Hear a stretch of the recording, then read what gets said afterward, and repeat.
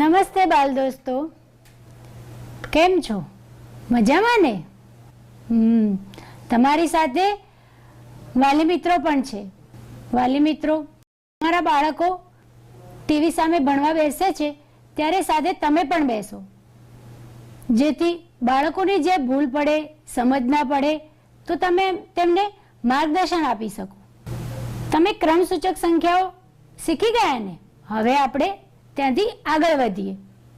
ચાલો, તો તમને બધાને વાર્તા સાંભળવી ગમે છે ને? બોલો, જોરથી બોલો. હા, સંભળાય છે. અવાજ આવે છે તમારો. હા એમ. ચાલો તો વાર્તા સાંભળીએ, પરંતુ ધ્યાનપૂર્વક સાંભળવાની છે. પછી તમારે એ વાર્તાને તમારા મિત્રોને કહેવાની છે, તમારા આડોશ પાડોશમાં કહેવાની છે, જેથી બધાને ખબર પડે કે ના, બાળકો ઘરે છે પણ કંઈક શીખે છે, નવું નવું જાણે છે. ચાલો, હું તમને એક સરસ મજાની વાર્તા કહીશ, જે તમે ધ્યાનથી સાંભળો. વાર્તાનું નામ છે ચાલક ગધેડું. ગધેડું કેવું ચાલાક છે એ તમારે ધ્યાનથી સાંભળવાનું છે, બરાબર? તો ચાલો ત્યારે. એક સુંદર ગામ હતું. ગામનું નામ હતું સુંદરપુર. સુંદરપુર એટલે કેવું? સુંદર ગામ. આ ગામમાં એક રામુ નામનો માણસ રહેતો હતો. રામુને એક ગધેડું હતું. રામુનું ગધેડું ખૂબ જ હોશિયાર હતું. રામુ આ ગધેડા પર માલ સામાન લઈ જતો હતો બજારમાં. રોજ ગધેડા પર સામાન લઈને તે બજાર જતો હતો. બજાર જતા રામુને વચ્ચે એક નદી ઓળંગવી પડતી હતી. એક દિવસની વાત છે. રામુ ગધેડાની પીઠ પર મીઠાની બોરી લઈને બજારમાં જતો હતો. રસ્તામાં નદી આવી. ગધેડાનો પગ નદીમાં સરકી ગયો અને ગધેડું નદીમાં બેસી ગયું. થોડીક વાર પછી ગધેડું ઊભું થયું. ગધેડાએ જોયું તો તેના પીઠ પરનો ભાર ઓછો થઈ ગયો. ગધેડું વિચારવા લાગ્યું, આવું કેમ થયું હશે? વિચારો, કેમ થયું હશે આવું? વિચારો વિચારો. બેસી ગયો તો મીઠું પાણીમાં ઓગળ્યું, એટલે એના પીઠ પરનો ભાર ઓછો થઈ ગયો. ગધેડું મનોમન ખુશ થયું. પછી ગધેડું તો નદી પસાર કરી અને આગળ ચાલ્યું. રામુ બજાર પહોંચ્યો. એની રોજની દૈનિક ક્રિયા પ્રમાણે એનું કામ પતાવી પાછો ગામમાં આવ્યો. બીજો દિવસ થયો. બીજા દિવસે પણ આ રીતે રામુ ગધેડાની પીઠ પર મીઠાની બોરી લઈને બજારમાં જાય છે. પાછી નદી આવી. પાછું ગધેડું બેસી ગયું. ગધેડાને તો યુક્તિ થઈ ગઈ રોજની કે વાહ, મારી પીઠ પર જે વજન છે એને ઓછો કરવાનો મને સરસ મજાની યુક્તિ મળી ગઈ. ગધેડું તો નિત્યક્રમમાં આ જ કર્યા કરે. જેવી નદી આવે, ગધેડું નદીમાં બેસી જાય, પછી ઊભું થઈને ચાલવા માંડે. થોડાક દિવસ આમ ચાલ્યું. પછી રામુને થયું કે આ ગધેડું કંઈક વધુ ચાલાકી કરે છે. રામુએ વિચાર્યું અને એને પછીના દિવસે શું કર્યું? તો રામુએ મીઠાની ગુણની જગ્યાએ ઊંડ ભર્યું. ગધેડાને તો કઈ ખબર નહોતી. ગધેડું તો રોજની જેમ બજાર જવા ચાલ્યો. જેવી નદી આવી, ગધેડાની તો જે યુક્તિ હતી એ પ્રમાણે એને શું કર્યું? પાણીમાં બેસી ગયું. પછી ગધેડું ઊભું તો થઈ શકતું નહોતું. માંડ માંડ ઊભું થયું અને ધીરે ધીરે ચાલી અને બજાર સુધી માંડ માંડ પહોંચ્યું. આવું કેમ થયું હશે? કેમ થયું હશે? વિચારો વિચારો. બોલો બોલો. હા, કેમ કે ગધેડાની જે પીઠ પર બોરી હતી એમાં શું ભર્યું હતું? ઊન. ઊન તો કઈ ઓગળે ના ઓગળે. ઊનમાં પાણી ભરાઈ ગયું અને વજન વધી ગયું. ગધેડાની યુક્તિ પર રામુએ પાણી ફેરવી દીધું. ગધેડું તો તે દિવસથી પછી પાણીમાં ડૂબકી લગાવવાનું ખૂબ ભૂલી ગયું. વિચારો, હવે આ મીઠું કેવી રીતે ઓગળ્યું હશે, શું થયું હશે એ હું તમને કરીને બતાવું. ચાલો, જોવું છે ને બધાને? જુઓ બાળ મિત્રો, આ 2 ગ્લાસમાં પાણી છે. મેં 2 પોટલી બનાવી છે. આ પોટલીમાં મીઠું છે અને આમાં રૂ છે. હવે આ બંનેને હું પાણીમાં ડબોડીશ. મીઠું આ ગ્લાસમાં અને રૂ આ ગ્લાસમાં. તમારે પણ ઘરે આ પ્રવૃત્તિ કરવાની છે અને જોવાનું છે કે શું થાય છે. તમે તમારા મોટા ભાઈ બહેનની મદદ લઈ શકો છો.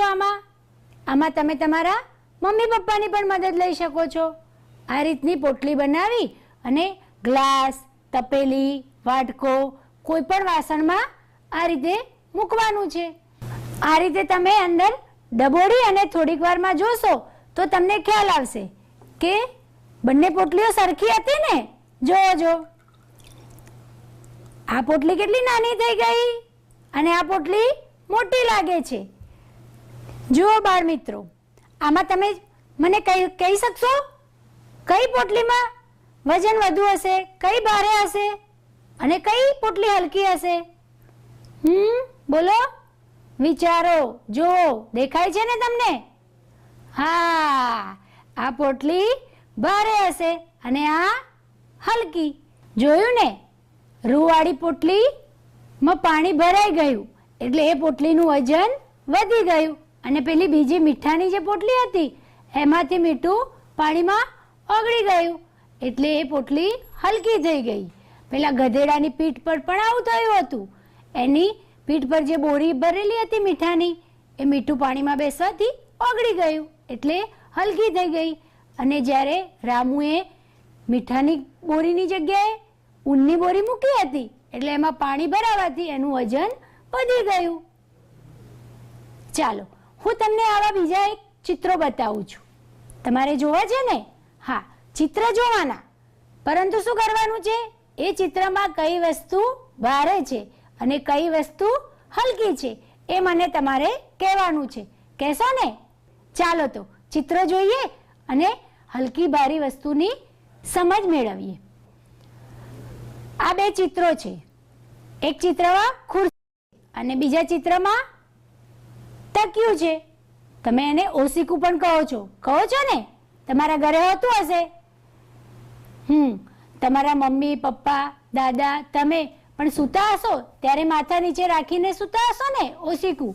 અને ખુરશીમાં તો દાદા બેઠા બેઠા ન્યૂઝપેપર વાંચે છે ને, તો એ ખુરશી છે અને બીજું ઓશીકું છે. ચલો જો, કહો આ બંનેમાંથી ભારે શું હશે અને હલકું શું હશે? બોલો, જોરથી બોલો. તમારા આજુબાજુ વાળાને પણ ખબર પડવી જોઈએ કે ચિંટુ મિન્ટુ ઘરે ભણે છે. પાછળથી સંભળાયું. ખુરશીનું વજન વધુ હશે અને ઓશીકું હલકું હશે. ચલો બીજું ચિત્ર જોઈએ. આ શું છે? સફરજન અને તરબૂચ. ભાવે છે ને બધાને? અત્યારે તો સફરજનની સીઝન ચાલે છે. બહુ મજા આવે સફરજન ખાવાની. તો કહો, સફરજનનું વજન વધુ હશે કે તરબૂચનું? બોલો. હા, ખૂબ સરસ. તરબૂચ વજનમાં ભારે અને સફરજન હલકું. સરસ. ચલો આગળ જોઈએ. આ દેખાય છે? આ શું છે? બોલો. તમારે ખેતર છે? હા, તો ખેતરમાં થાય છે ને કપાસ. કપાસના ઉપર શું આવ્યું છે? રૂ. આ ખીલેલું રૂ છે. અને બાજુમાં શાનું ચિત્ર છે? પથ્થર છે મોટો. નીચે પેલો માણસ દેખાય છે નાનો. તો કહો, રૂનું વજન વધુ હશે કે પથ્થરનું? વિચારો.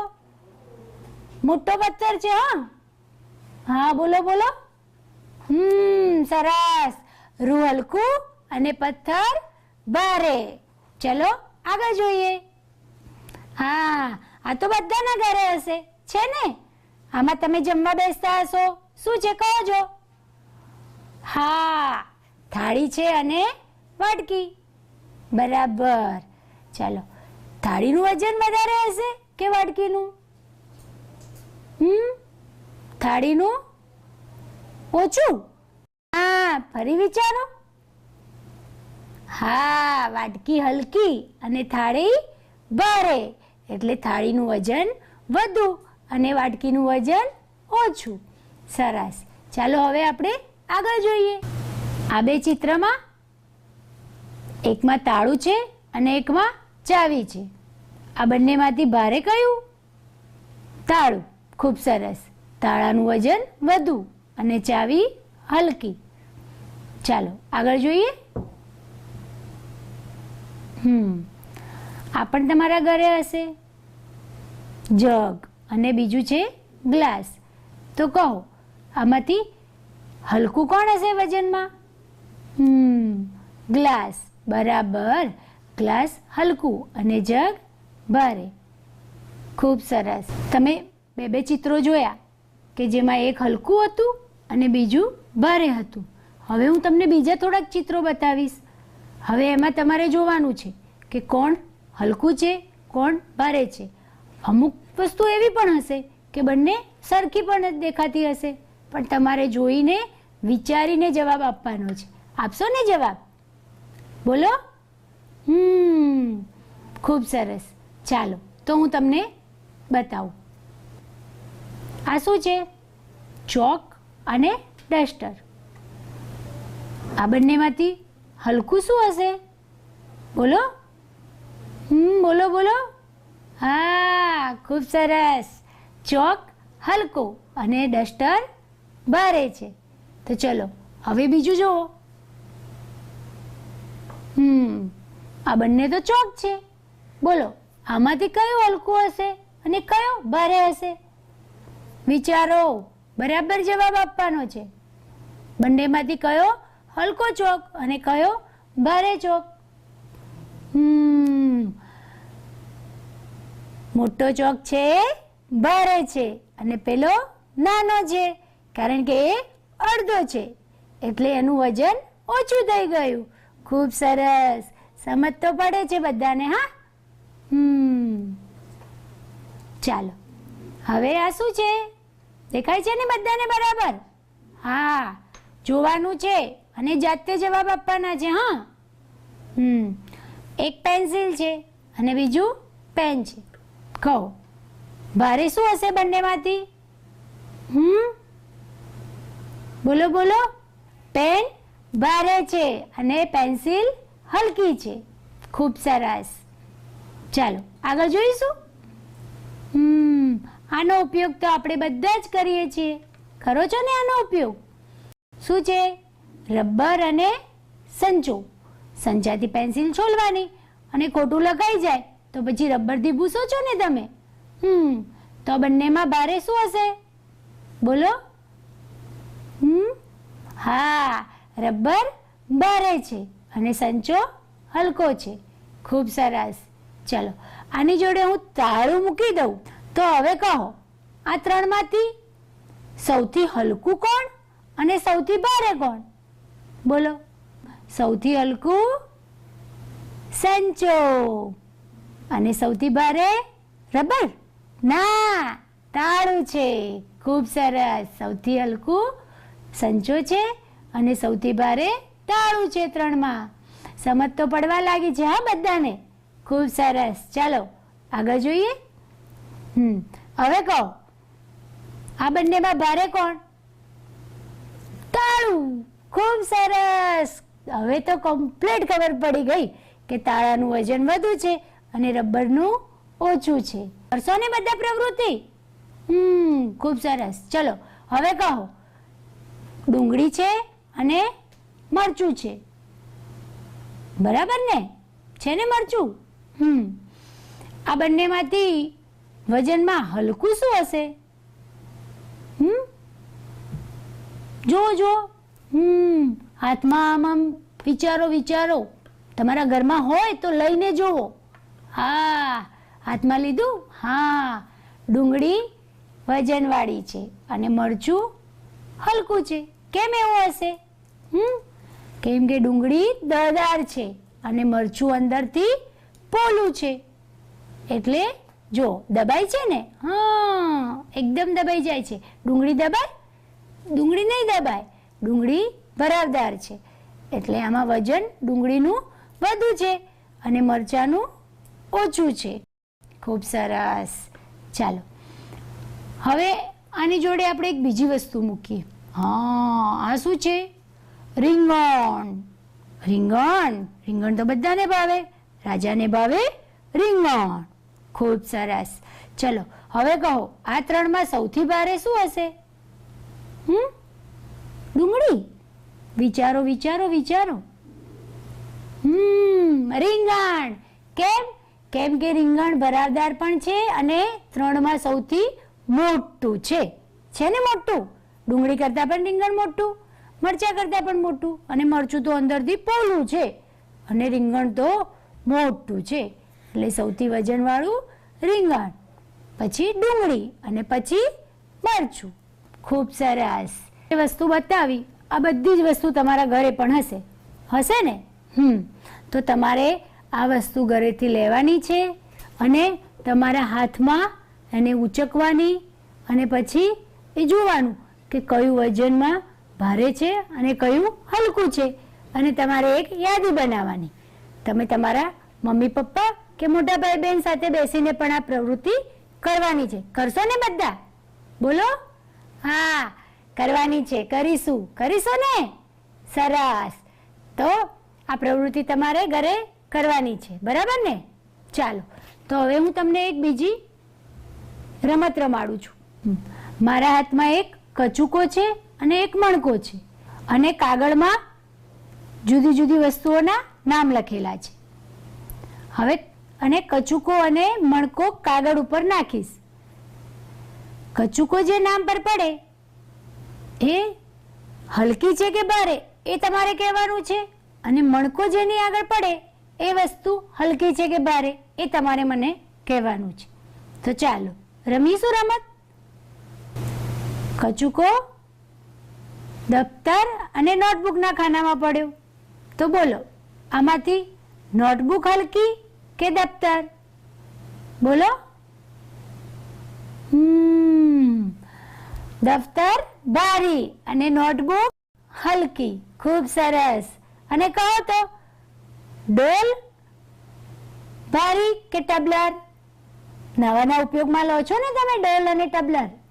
તો આ બંનેમાંથી ભારી શું છે? બોલો. પાછળથી જવાબ આવે છે કંઈક. હા થોડું જોરથી બોલો, મને સંભળાય એવું. હા ટબલર હલકું અને ડોલ ભારી. ખૂબ સરસ. ચાલો ફરી કરીએ. ચાલો મણકો પડ્યો કપ અને સાણસી પર. તો આપણે કહીશું આ બંનેમાંથી હલકું શું છે? બોલો. હા કપ હલકો છે અને સાણસી તો ભાઈ વજનમાં ભારે છે ને. ભારે ઘરમાં છે ને સાણસી? લઈને એકવાર જોઈ જોજો. ચલો દફતર અને નોટબુક તો આપણે જોયું અગાઉ. ચાલો ફરી બીજું. હા જુઓ, અહીંયા એક 5 રૂપિયાની નોટ અને 5 રૂપિયાનો સિક્કો. વિચારો, બરાબર વિચારજો. 5 રૂપિયાની નોટ છે અને 5 રૂપિયાનો સિક્કો છે. તો કહો, સિક્કાનું વજન વધુ હશે કે નોટનું? બોલો. હા પાછળ બેઠેલી અંજલિનો અવાજ આવે છે મને. ખૂબ સરસ. સિક્કો વજનમાં ભારે અને નોટ તો હલકી. ખૂબ સરસ. અને જો આ મણકો ક્યાં પડ્યો છે? ખુરશી કે કબાટમાં? બરાબર. હવે કહો, ખુરશીનું વજન વધુ છે કે કબાટનું? તમારા ઘરમાં છે ને ખુરશી કબાટ? તો વિચારો, જુઓ, નજર નાખો કબાટ અને ખુરશી પર. બંનેમાંથી કોનું વજન વધુ લાગે છે? જોશો તો ખ્યાલ આવી જશે ને. કબાટનું વજન વધુ છે અને ખુરશી વજનમાં થોડી કબાટથી હલકી છે. મેં તમને આ રમત રમાડીને બધા રમ્યા, મજા આવી, હે ને? હવે આવી રમત તમારે ઘરે રમવાની છે, તમારા મિત્ર સાથે કે ભાઈ બહેન સાથે કે મમ્મી સાથે. ઘરમાં જે જે વસ્તુ છે એની યાદી બનાવી દેવાની અને પછી આ રમત રમવાની છે. રમશો ને બધા? ચાલો, તો હવે આપણે આગળ વધીએ. આપણે જોયું ને શું હલકું હતું અને શું ભારે હતું. કોણ હતું હલકું અને કોણ હતું ભારે. હવે હું તમને એક બીજી વાર્તા કહીશ, સાંભળવી છે ને? ચાલો, તો આપણે એક વાર્તા સાંભળીએ, સાથે સાથે શીખતા પણ જઈએ. વાર્તાનું નામ છે વાંદરાની યુક્તિ. એક ગામ હતું. એ ગામમાં 2 બિલાડી રહેતી હતી. કોણ? 2 બિલાડી. એક બિલાડીનું નામ ચુન્ની અને બીજી બિલાડીનું નામ મુન્ની. ચુન્ની અને મુન્ની બંને ગામમાં રોજ ફર્યા કરે અને જ્યાંથી જે મળે એ ખાતી હતી. એક દિવસ સવારની બંને જણી ફરતી હતી, પણ ખાવાનું કાંઈ મળ્યું નહીં. પછી ગામમાં ફરતા ફરતા છેલ્લા ઘરે પહોંચી. ત્યાં આગળ બહાર એમને એક રોટલો દેખાયો, ચુન્નીને મુન્નીને, અને રોટલા પર બંનેની નજર પડી. હવે બંને લેવા ગઈ. ચુન્ની કે હું ખાઈશ, મુન્ની કે હું ખાઈશ. ચુન્ની કે ના, આ તો મારો છે. મુન્ની કે ના, આ તો મારો છે. બંને ઝઘડવા માંડી. ઝઘડીને થાકી ગઈ. ઝઘડીને શું કર્યું? થાકી ગઈ બિચારી બંને. રોટલો કોણ ખાય એવું તો આવ્યું નહીં અંત. બંને પછી તળાવના કાંઠે ન્યાય કરવા માટે વાંદરાભાઈ પાસે જાય છે. વાંદરાભાઈ હતા ને તળાવના કાંઠે રહેતા હતા, એમની જોડે ન્યાય માટે જાય છે બંને જણા. હવે વાંદરાભાઈ શું કરે છે એ જોજો. હા, વાંદરાભાઈને કહ્યું કે અમને બંનેને આ રોટલી મળી છે, હવે આ રોટલીમાંથી અમે બંનેમાંથી કોણ ખાઈએ એ તમે અમને ન્યાય કરી આપો. તો વાંદરાભાઈએ તો શું કર્યું? વાંદરાભાઈ તો ત્રાજવું લાવ્યા. ત્રાજવું આવું લાવ્યા. ત્રાજવું જોયું છે ને? ત્રાજવું જોજો, તમારા ઘરે પણ હશે, ગામમાં કોઈ દુકાને હશે તો જઈને જોવાનું. વાંદરાભાઈ આવું ત્રાજવું લાવ્યા અને પછી ત્રાજવામાં શું કર્યું વાંદરાભાઈએ? રોટલીના 2 ટુકડા કર્યા અને બંને ત્રાજવામાં રોટલી મૂકી. જો આ રીતે વાંદરાભાઈ તોલતા હતા. હવે એક બાજુ રોટલી નમી, રોટલીનો ટુકડો, અને એક બાજુનું પલ્લું ઊંચું રહ્યું. તો વાંદરાભાઈએ શું કર્યું? એક ત્રાજવામાંથી રોટલીનો ટુકડો લઈ અને પછી થોડોક તોડી અને એમના મોંમાં મૂકી દીધો. પછી ફરીથી તોલ્યું તો બીજી બાજુનું પલ્લું ઊંચું થઈ ગયું અને પેલું બીજું પલ્લું જે ઊંચું હતું એ નીચે આવી ગયું. ફરી પાછું વાંદરાભાઈએ શું કર્યું? પેલા પલ્લામાંથી પાછો રોટલીનો એક ટુકડો તોડી અને પાછો મોંમાં મૂકી દીધો અને ફરીથી તોલવા લાગ્યા. આમ પાછું બીજી બાજુનું પલ્લું નીચે આવી ગયું અને પેલું પલ્લું ઊંચું થઈ ગયું. આમ વારંવાર તોલતા ગયા અને ટુકડો કરી અને મોંમાં મૂકતા ગયા. હવે વાંદરો તો તોલતો આવું કરતા એક ટુકડો મૂકતો ગયો અને પછી છેલ્લે એક જ પલ્લામાં એક ટુકડો રહ્યો. હવે વાંદરાભાઈએ શું કહ્યું કે આ તો મારો મહેનતનો ટુકડો, એમ કરીને વાંદરાભાઈ ખાઈ ગયા રોટલી. અને હવે 2 બિલાડીઓ એકબીજાના મોં સામે જોતી રહી ગઈ. વાંદરાભાઈએ કેવી યુક્તિ લગાવી? વાંદરાભાઈ તો છેલ્લો ટુકડો તો મોંમાં મૂકીને ખાઈ ગયા અને 2 બિલાડીઓ એકબીજાનું સામે જોતી ગઈ. બિલાડીઓ રહી ગઈ રોટલો ખાધા વિનાની. જોયું ને બાલ મિત્રો, વાંદરાભાઈએ કેવી યુક્તિ કરી? 2 બિલાડીઓ બિચારી રહી ગઈ રોટલો ખાધા વિનાની. ત્રાજવાની મદદથી પલ્લું આમ નમાવ્યું અને કરીને આખો રોટલો વાંદરાભાઈ ખાઈ ગયા. ત્રાજવાથી ખબર પડી ને કે કેવી રીતે તોલાય. તો ચાલો હું તમને બતાવું. જોજો, આ છે ત્રાજવું. એમાં આપણે મૂકીએ છીએ તાળું અને બીજી બાજુ મૂકીએ છીએ રબર. તો કહો, તાળાનું વજન વધુ છે ને? ખ્યાલ આવ્યો? કેમ? તાળા બાજુનું પલ્લું નીચે નમી ગયું અને રબરનું પલ્લું ઊંચું છે એટલે તાળાનું વજન વધુ હોય. ચાલો એવું આપણે ડુંગળી અને રીંગણનું જોઈએ. આ છે ડુંગળી, એને આ બાજુ મૂક્યું અને આ છે રીંગણ. જો રીંગણનું વજન વધુ હતું તો ફટાક લઈને ત્રાજવું નમી ગયું એટલે ડુંગળીનું વજન ઓછું છે રીંગણ કરતા. ખ્યાલ આવ્યો ને? આ રીતે તમારે પણ ઘરે જુદી જુદી વસ્તુ લઈને જોવાનું છે કે કઈ વસ્તુ હલકી છે, કઈ વસ્તુ ભારે છે. કરશો ને? આ તમારા મમ્મી પપ્પાની મદદ લઈ ઘરમાં જે વસ્તુ હોય એની આ રીતે તુલના કરવાની છે, જોવાનું છે હલકું શું છે અને ભારે શું છે. જો તમારી બાજુમાં બેઠેલો તમારો મિત્ર તમારાથી હલકો છે કે ભારે? જોયું?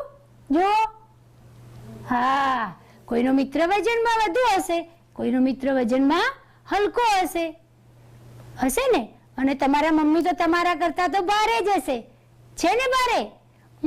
આ રીતે તમારે બધાનું માપ જોવાનું છે કે કોણ હલકું છે અને કોણ ભારે છે.